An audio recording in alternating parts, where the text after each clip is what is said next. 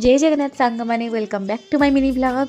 आज आम आम बैग पैकिंग करके फाइनाली बाहर पड़ू आमर 2026 फास्ट ट्रिप रे आठी आम तालचेर रोड रु भुवनेश्वर जबार कहीं भुवनेश्वर आमर मेन ट्रेन थिला जोटा कि पुरुषोत्तम एक्सप्रेस थिला जोटा आमर आनंद विहार टर्मिनाल दिल्ली आसूची।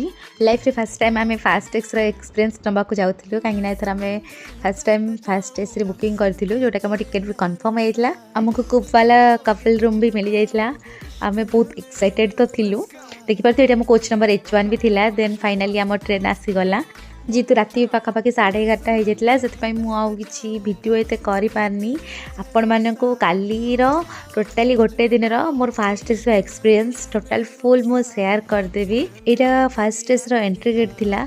देन आमर सीट नंबर थिला H1D कूप तो मुझे खोजी खोजी फाइनाली आम रूम रे पहुँची गली।